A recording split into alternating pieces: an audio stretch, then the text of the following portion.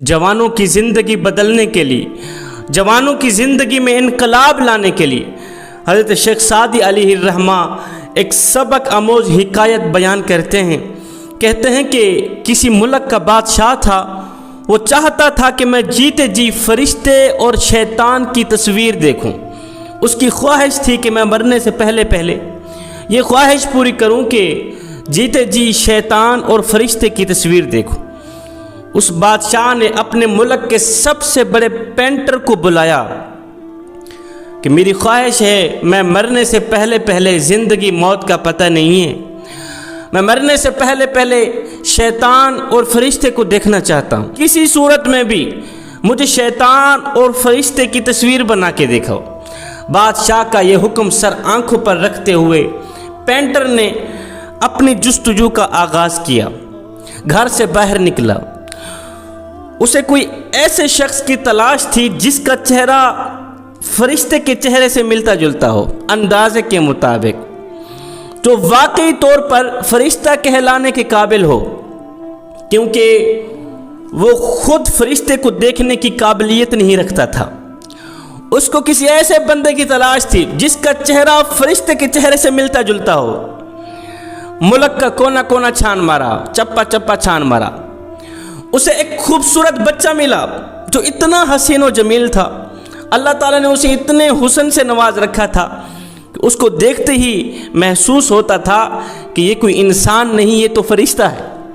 اس خوبصورت بچے کو اس پینٹر نے سامنے کھڑا کیا، کاغذ کے اوپر اس کا نقشہ کھینچا، اس کی تصویر بنائی فرشتے کے طور پر۔ فرشتے کا نقشہ کاغذ پر کھینچ کر بادشاہ کے ہاں حاضر ہوا۔ کہنے لگا، بادشاہ آپ کی ایک خواہش پوری ہوئی، فرشتے کی تصویر بنا کے آیا۔ بادشاہ نے تصویر دیکھی، اس کی خوبصورتی کا اعتراف کیا۔ دیگر لوگوں نے یہ تصویر دیکھی، سارے لوگ کہنے لگے اتنا حسین و جمیل، یہ انسان نہیں، یہ تو کوئی فرشتہ ہے۔ بادشاہ نے اس کے فن کی اس کو داد دی۔ اس کے بعد اب یہ پینٹر ایک لمبے سفر کے لیے نکلا۔ اس کو کسی ایسے شخص کی تلاش تھی جس کا چہرہ شیطان کے چہرے سے ملتا جلتا ہو، جس کی شکل شیطان کی شکل سے ملتی جلتی ہے۔ ملک کا چپا چھان مارا، جیل میں گیا، قیدیوں کو دیکھا، زانیوں کو، شرابیوں کو، چرسیوں کو، سب کو دیکھا۔ اس شخص کی نظر میں یہ سب اللہ کے بندے تھے، اگرچہ انہوں نے بعض غلطیاں بھی کی تھیں، لیکن وہ شیطان نہیں تھے، اس کی نظر میں وہ سب کے سب اللہ کے بندے تھے۔ ملک کا کونا کونا چھان مارا، اس کو کسی ایسے بندے کی تلاش تھی جس کا چہرہ شیطان کے چہرے سے ملتا جلتا، جس کی شکل ڈراکلی ہو، شیطان کے چہرے سے ملتی جلتی ہو۔ ملک کا کونا کونا چھان مارا، 20 سال کا عرصہ گزر گیا۔ 20 سال کا عرصہ باہر گزارنے کے بعد جب تھکا گھر آیا بیٹھ گیا۔ 20 سال کے بعد بادشاہ کو یہ احساس لاحق ہوا کہ زندگی کی آخری ایام ہے، میری تو خواہش بھی پوری نہیں ہوئی۔ فرشتے کو تو میں نے دیکھ لیا، شیطان کو تو میں نے نہیں دیکھا، میری خواہش پوری نہیں ہوئی۔ اب بادشاہ نے 20 سال بعد اس پینٹر کو ایک بار پھر بلایا، کہا میں نے تجھے کہا تھا میری خواہش پوری کر، تو نے میری خواہش پوری نہیں کی۔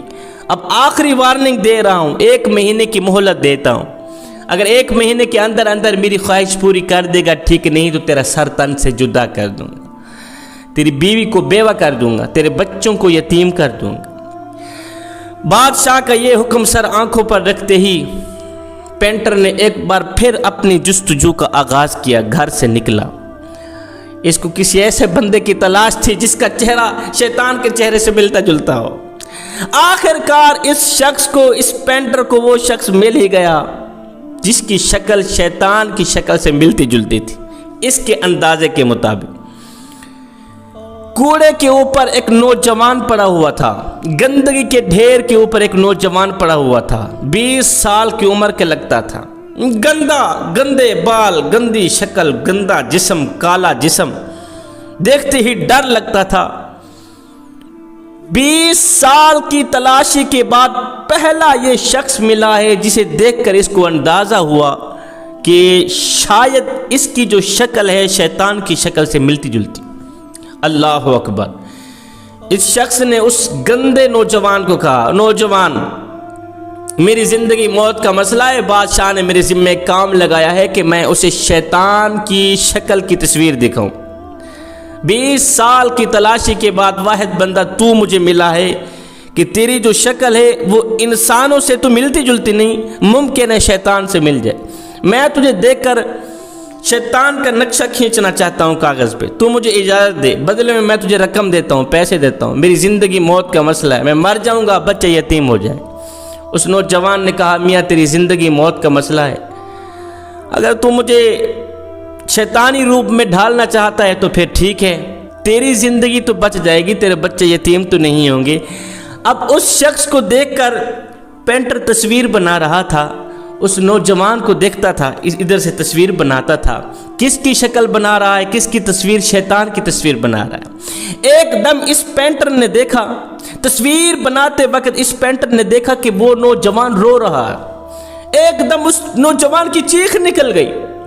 اس تصویر بنانے والے پینٹر نے کہا، نوجوان میاں خیر تو ہے، کیوں رو رہا ہے، کیا وجہ بنی ہے؟ اس نے کہا، میاں رونے کی وجہ اصل میں یہ ہے کہ میں وہی معصوم بچہ ہوں جس کو دیکھ کر 20 سال پہلے تو نے فرشتے کی تصویر بنائی تھی، میں وہی خوبصورت بدبخت بچہ ہوں جس کو دیکھ کر تو کہتا تھا یہ انسان نہیں، یہ تو فرشتہ ہے۔ ہائے، میرے بد اعمالوں نے مجھے شیطان بنا دیا، میں وہی معصوم بچہ ہوں، وہی حسین و جمیل خوبصورت بچہ ہوں جس کو دیکھ کر 20 سال پہلے تو نے فرشتے کا نقشہ کھینچا تھا، میری بدعمالیوں نے مجھے شیطان بنا دیا۔ جوانوں، خدارا اپنے اعمال اچھے بناؤ، اپنے اعمال پر نظر ڈالو۔ انسان نہیں ہوتا، عمل ہی انسان کو انسان بناتا ہے، انسان عمل ہی سے پہچانا جاتا ہے، ورنہ اچھی باتیں تو دیواروں پہ بھی لکھی ہوئی ملتی ہیں۔ اس لیے میں کہتا ہوں، اللہ تعالیٰ نے تمہیں حضرت انسان بنا کر دنیا میں بھیجا تھا، اور تم تو کیڑوں سے بھی بدتر نکلے۔ کس چیز کی وجہ سے؟ بد اعمالیوں کی وجہ سے۔ تم کیڑوں سے بدتر کیوں نکلے؟ بد کرداریوں کی وجہ سے۔ اچھی سوچ رکھو، سوچ سے الفاظ بنتے ہیں، الفاظ سے اعمال بنتے ہیں، اعمال سے کردار بنتے ہیں، اور کردار سے ہی انسان کی پہچان بنتی ہے، کردار سے ہی انسان کی شخصیت بنتی ہے، کردار سے ہی انسان کی پرسنالٹی، عزت بنتی ہے۔ انسان کا کردار سندل کے ایک درخت جیسا ہونا چاہیے جو خود پر کلہاڑی کی ضرب کھا کر بھی کلہاڑی کو خوشبو سے مہکا دیتا ہے۔ حضرت شیخ سعدی علیہ الرحمہ فرماتے ہیں، جوانو اگر تم دنیا و آخرت میں کامیاب ہونا چاہتے ہو تو پھر خدا رہا میری 4 نصیحتوں کا دامن کبھی نہ چھوڑنا۔ پہلی نصیحت، کبھی بھول کر بھی زیادہ پیٹ بھر کر کھانا نہ کھانا، پیٹ بھر کر نہ کھانا، کبھی بھول کر بھی، اس لیے کہ جو شخص پیٹ بھر کر زیادہ کھاتا ہے وہ عبادت کی لذت سے محروم رہ جاتا ہے، اسے عبادت کی لذت نصیب نہیں ہوتی۔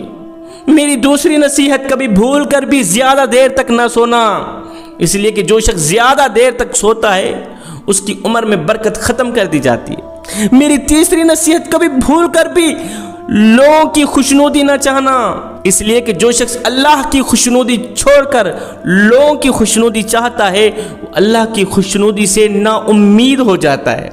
میری چوتھی نصیحت، کبھی بھول کر بھی غیبت نہ کرنا، اس لیے کہ جو شخص غیبت کرتا ہے وہ اصلی مسلمان والی موت نہیں مرتا۔